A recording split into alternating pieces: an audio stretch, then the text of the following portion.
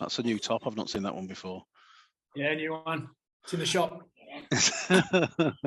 Just tell us about the new face, first of all. How did the Yusuf Aydin move come around?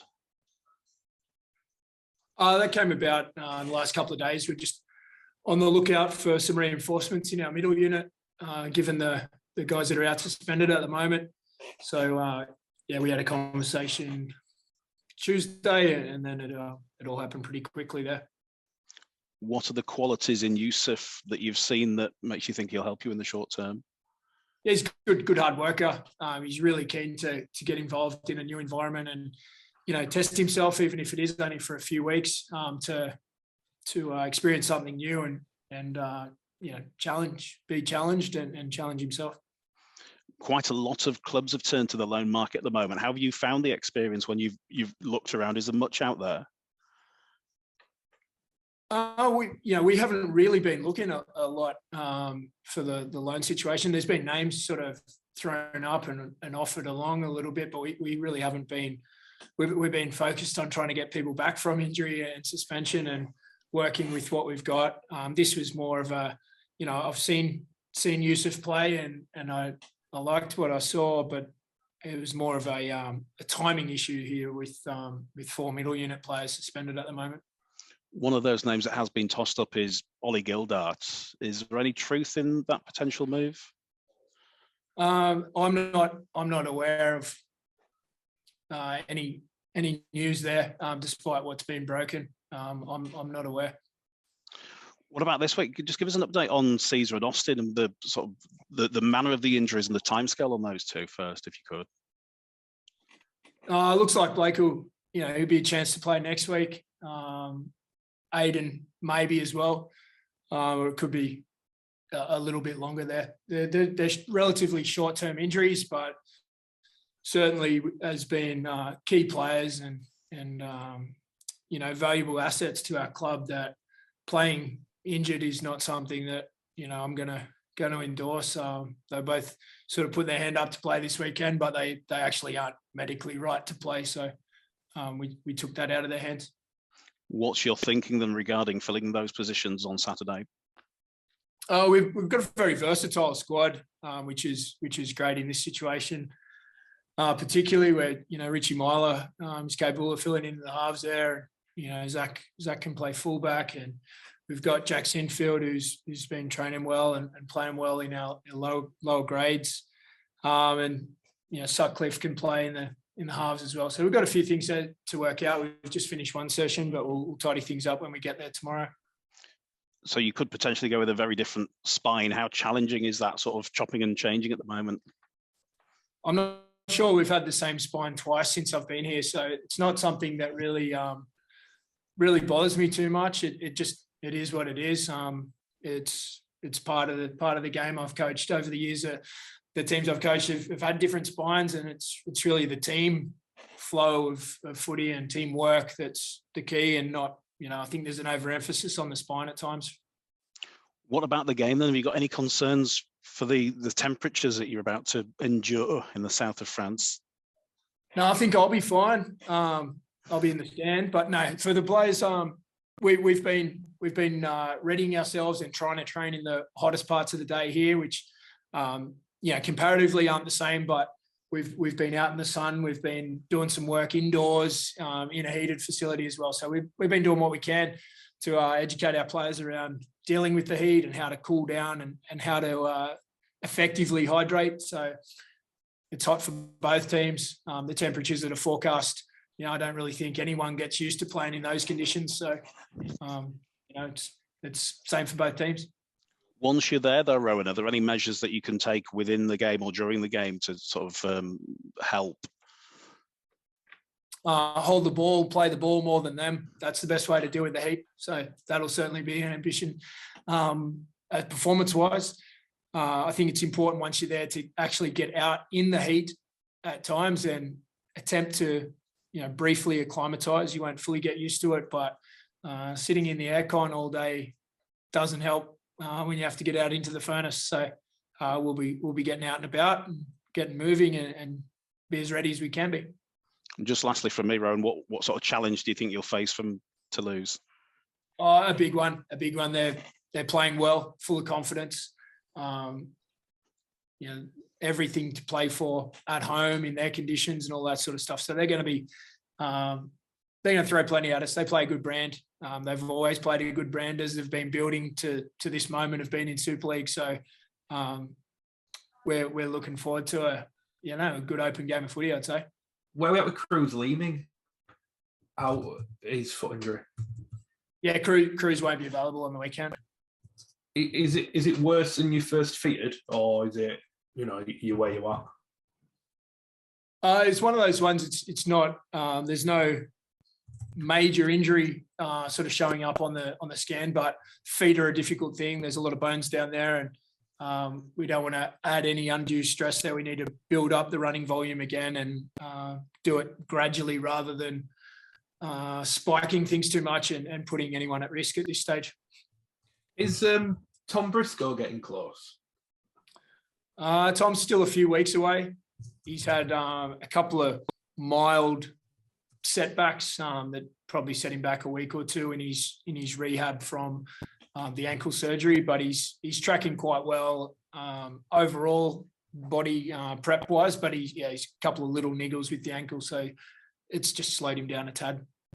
The signing deadline is next week. Have you got any plans to add anyone else after Yusuf, or are you done? We have the potential and the capability of making some late moves, but there's nothing that's set in stone there about we have to or we will or we have. There's moving parts there, and we're looking to build our squad or grow our squad all the time for this year and for next. So there's no chance at all of Ollie Gildart coming? There's always a chance. Thanks, Rohan.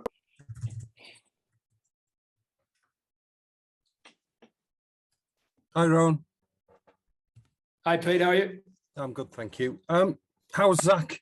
Is he still struggling a bit with the dead leg, or do you think he'll be okay for this week? He's in the squad. Yeah, he's a bit sore still. We'll have to see how he pulls up tomorrow and how he travels, and make a late decision on that one. But he's still a bit stiff. Would you consider going with Johnson and Sutcliffe in the halves? That'd be a very young combination. Obviously, Corey played there last week.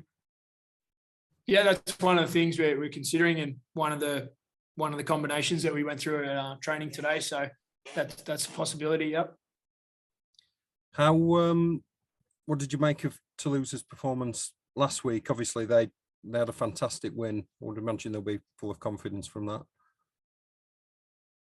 Yeah, they've played well in recent times, and even some games earlier in the season that I've seen, they've played well despite the results. So, they're going to be full of confidence and looking to give it everything they can, I'm sure. And just on Jack Walker, obviously went out on loan last week. Is there a recall clause in there, or is that for the season? The intention is for the season. I'm not actually sure if there's a clause there or not. We feel with Zach and Richie there, we're pretty well covered at fullback at this point, and Jack needs to be playing.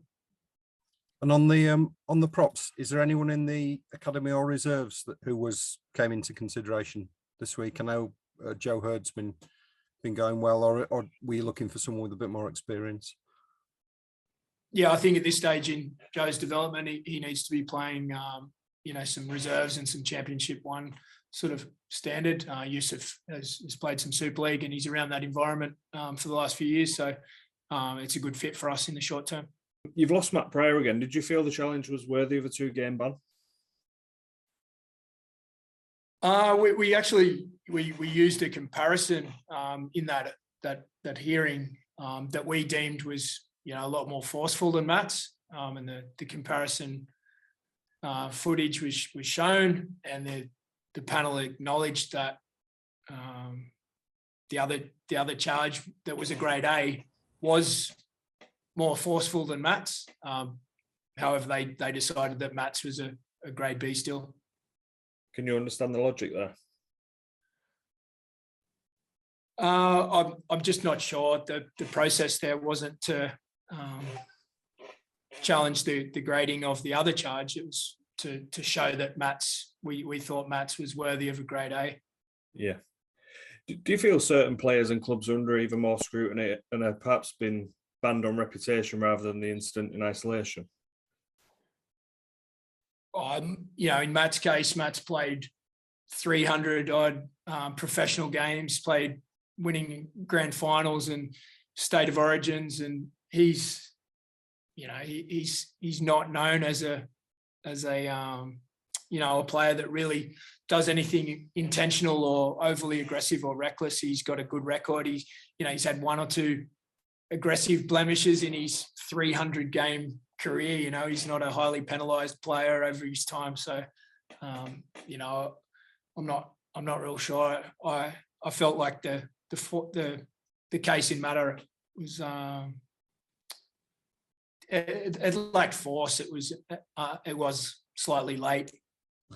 Just a quick one on Corey Norman. Really, he was probably one of Lewis's best players at Magic Weekend. Being someone that was in Australia, you've got to watch him a bit closer than we have here. Is he one of their danger men this weekend? Yeah, certainly. Very experienced player and deadly left foot and strong fend. And when he's on, he's as dangerous as anyone. So we're gonna have to be good to deal with that. Across the board, quite a talented squad. I know they can throw the ball about a bit, so it's a bit off the cuff, aren't they? That's quite hard to defend against. Yeah, it's a challenge that's sometimes different to other teams, where it is a little bit more read and react and eyes up sort of footy that they're playing at times. So it's a different challenge, something that we're looking forward to. Can I just check on your travel arrangements? Some clubs go there and back in the day, don't they, to France? You're going on Friday. Is that in order to acclimatise to the weather? I think the travel arrangements are done well before I actually got here, but we've got to fly from Manchester and we can't fly directly into Toulouse, so it made sense that you have to go the day before. And will you be having water breaks during the game? I presume that will be the case. I'm not sure what the rules are.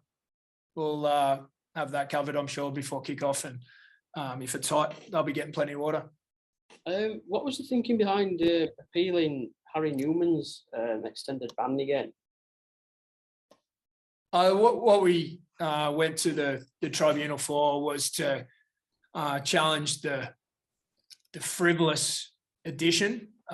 In the end, we accepted the tribunal for the original charge. We thought, and our legal team thought, that there was a fair case to go and discuss the matter with the tribunal, but we carefully thought out. In Harry's case, the charge that they got him with is an unknown, like not an unknown, but there was no other previous charges of the same nature of being charged with aggressive body language. So we thought it was a fair case to contest. We accepted the fact that they found Harry guilty of that. His behaviour wasn't something that we're sort of condoning. What we thought it was worthy of was perhaps a different charge. So we contested that, but what we found, we didn't feel like it was an unreasonable challenge, which is what they determined. They thought it was an unreasonable challenge, added an extra week. We thought it was a fair challenge. So we just contested that actual process of frivolous. I know you said that you're not on social media, but there was speculation linking Liam Sutcliffe with the move to Hull FC. Are you able to comment on that? Or? I'll make announcements around signings, or our media people will, departures or signings when they're actually things.